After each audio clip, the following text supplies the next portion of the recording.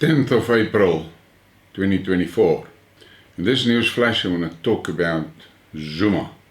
As you all must have seen, he succeeded in that court case at the IEC and he is back on the ballots. Now this is an important thing to take note of. The South African political scene is in chaos, and we all know it, but very few want to really admit it. And there's a lot of enthusiasm from people and there's a lot of negativity from people. I did the Skidmark in which I compared the South African political landscape to a bus. And those that have got representatives in Parliament are inside the bus, and those that didn't make it is on top of the carrier of the bus, and then those that did not vote, they're in a trailer behind the bus. Now that trailer passengers, they're in trouble, whether they like it or not, and they have all sorts of stories and explanations and tell you that it's a cock system and they can't vote for it, and if they vote it means they accept the shit and all of that. They've got a lot of stories, but it's all bullshit stories, and the biggest problem is they can't do mathematics, but they're on the trailer. And then there is even a crowd in that trailer passengers that are so insignificant that they're not even in the trailer, they're just a sticker on the back of the trailer. Yeah, there's a lot of stickers on the back of the bus as well, we know that. But the fact of the matter is, the non-voters must not try and be holier than thou. They have contributed to the shit that we are in, because they allowed the unholy ones to get more seats in Parliament, because they did not vote. And you don't need to be a genius to work that out. It's simple mathematics. And then I see this morning here, there's some people are posting a lot of shit about Verwoerd's speeches and Jaap Marais speeches and ANP things, HNP I mean. Fact of the matter is, that is history. It is so far back in history that it is basically insignificant. The only value it has is to remind us that this shit happened. So to sit here and post lengthy speeches from guys who were operating in the 60s and the 70s is useless. It's a waste of time. The fact of the matter is we have to look at what is actually happening here in 2024. Now we're sitting in a political landscape with a situation that it is quite clear. The ANC is really in trouble. They are losing support like hell. And there's a lot of splinter parties out of the ANC that is taking voters away from the ANC. But that is the thing. We have to look at what is possible. Now, I usually only report on facts. But today I'm going to take the liberty to also speculate a lot. Let's look at the options in the elections. Say, for instance, the ANC can't get a majority. They will need someone to go into coalition with them so that they can stay in power. The logical ones for the public would be the EFF and MK. But now let's be realistic. If the ANC, the EFF and MK should go into a coalition, the first fight is going to be who's going to be president. Now in normal circumstances, the party with the biggest number of votes, they will get the presidency, and then the rest will be negotiated. So that means that at this point in time, that presidency position in a coalition of the ANC, the EFF and MK would be between Cyril and Zuma. Most probably Cyril, but there's an outside chance that it's getting better every day that it could be Zuma. And then you sit with Julius. But look at the facts. Cyril and Zuma can't stand each other. Those guys are actually brutal enemies, and you have to take that into consideration. So Zuma is not going to be amicable towards Cyril, and vice versa. So there's a big problem there already. Julius Malema, you must understand, he was the main driver of the Zuma Must Fall campaign. Do you really think Zuma has forgotten that. So, for Zuma, Cyril has the burden that he has been instrumental in terrorizing Zuma through the courts. When it comes to Julius, he was the guy that drove the campaign, Zuma must fall. So I don't know where does people get this idea that a coalition between ANC, EFF and MK is possible. But then we've got this other fuck up in the sidelines here. Shitshot Johnny from the DA has already clearly, he said it publicly, that he will consider a coalition with the ANC to avoid doomsday.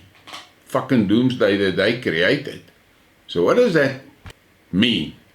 All these parties, these smaller parties, that went into that shit-shot, moonshot pack of Johnny. I said it long ago when they started with it. Those guys are basically surrendering their voters to the DA. Not one of those smaller parties in that coalition will basically survive this election. Because the voters are not stupid, they can see what is happening. If a party has joined the shit-shot pack, you may as well vote for the DA because that is what's going to happen. But now let's look at the realities on that one. South Africa is primarily a Christian country. And yes, there is other religions, but Christianity is the majority. Now, I listened to a video last night of a guy that says a woman phones him and she's in tears because her 22-year-old daughter has started dressing like a man and started using hormones to do a gender change. And she is in tears. And the guy says to her, okay, just tell me this. Which party did you vote for? And the woman said, DA. And he said, okay, but now, and you don't see a problem with that. The DA promotes this shit that you are suffering now with your daughter. Yet you voted for them. Let that sink in. If you are a Christian, you cannot vote for any party that promotes this sexual confusion. You cannot. It's unbiblical. I don't care how many fucking arguments you want to put on the table about good points of that party. They are fundamentally flawed for you as a Christian.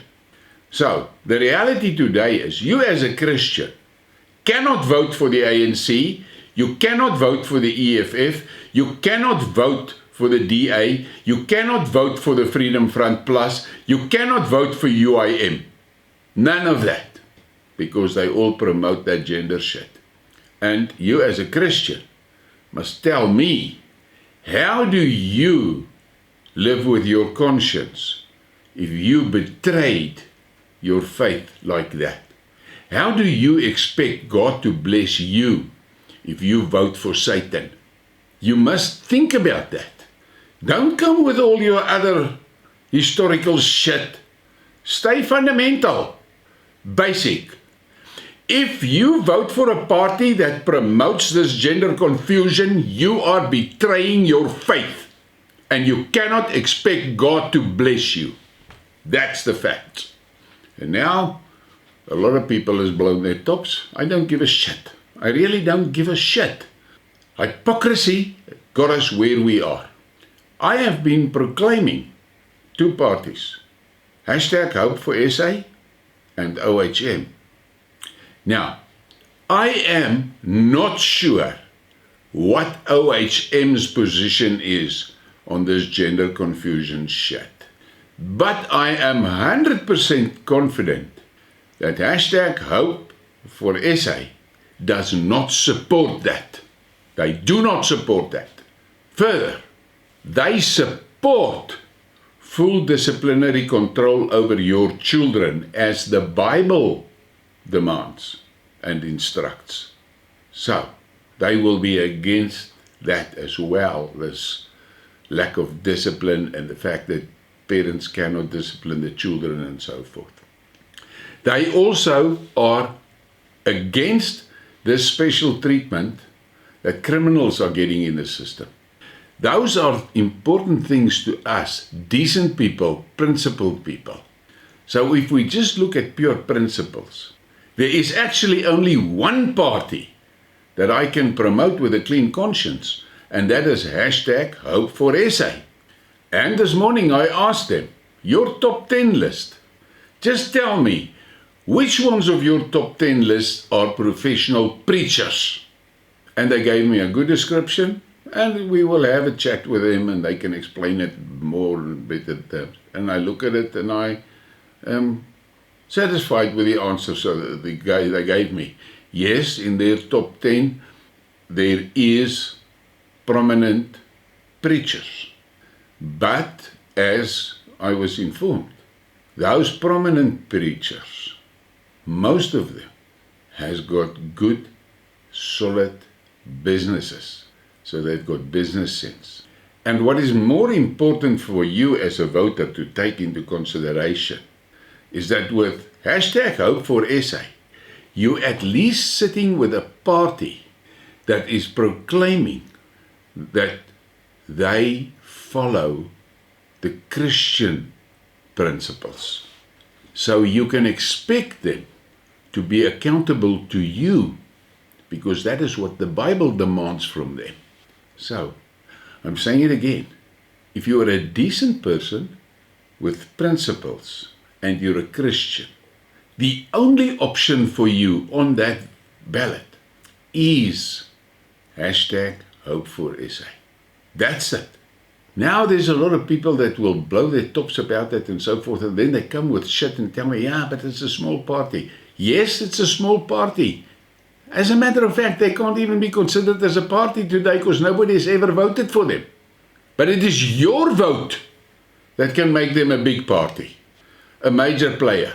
And if I look at the political landscape, they are the only party that I can see that has any solid plans, because the backbone of their plans is vested and anchored in the communities. The communities will dictate the direction they want the party to take. That is a great thing. Currently, there's no political party that does that. All of these other parties, ANC, EFF, DA, Freedom Front, once they've got their seats in Parliament, they feel a fuck for you. They don't care anything about what you want. It's all about their security and for them to follow the instructions from their masters, and their masters is XXX, and that is a satanic operation. Keep that in mind. So if you're a Christian and you are principled, there is only one party that you can expect to be accountable to you. Why? Because they held themselves accountable to God. So don't make it difficult. Stay with the basics. All these other plans that they have about coalitions, but it's all coalitions between Satans. You vote for any one of those parties, you're making a choice between a bigger Satan and a smaller Satan, but it's still the Satan that you're voting for. And that is what you have to keep in mind and be realistic about it. Now, I have said it.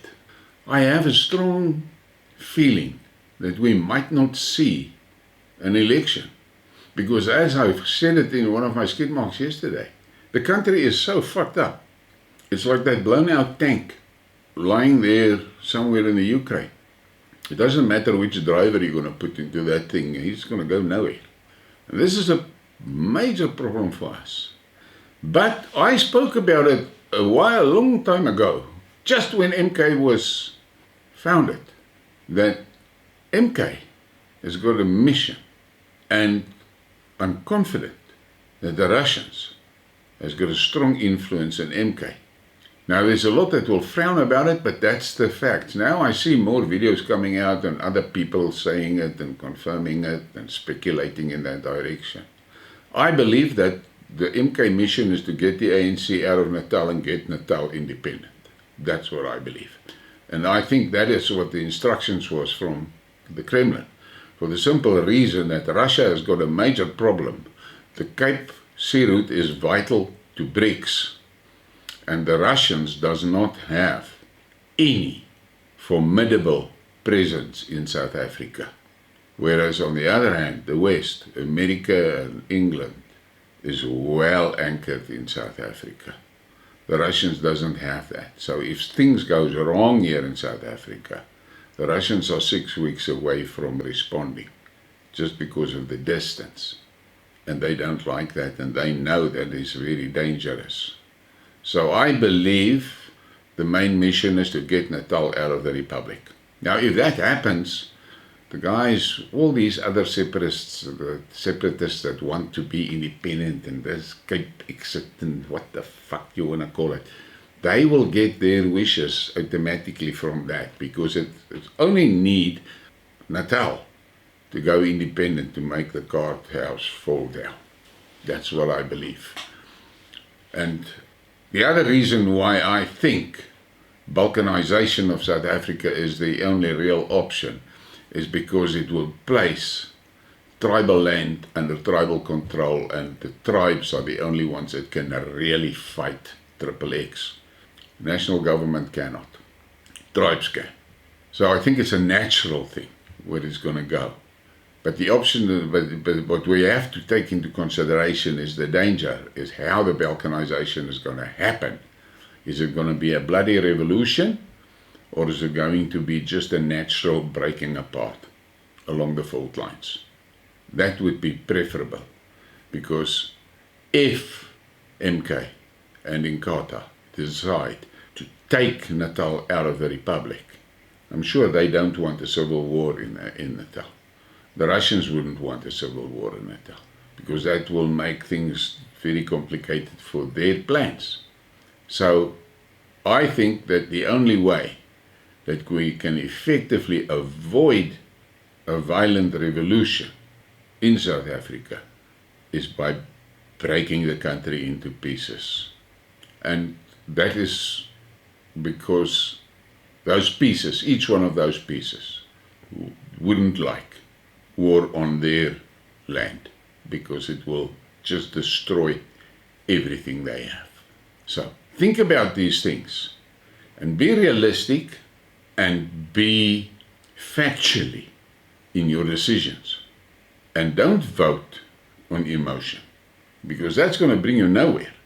And I don't care what color you are, you cannot vote for these other parties because they are planning your demise. And I want to throw this in here.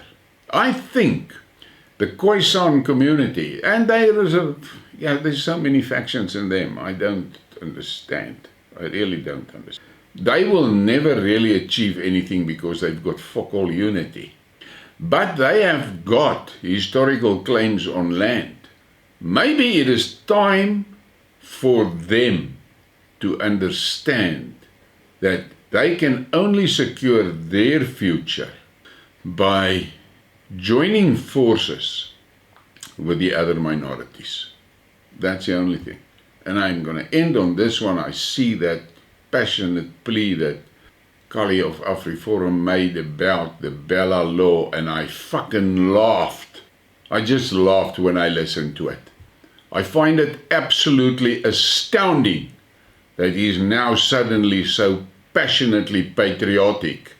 Same organization with their associate Solidarity, which proclaimed that nationalism is dangerous. Now he's pissing in his pants because of the Bella law.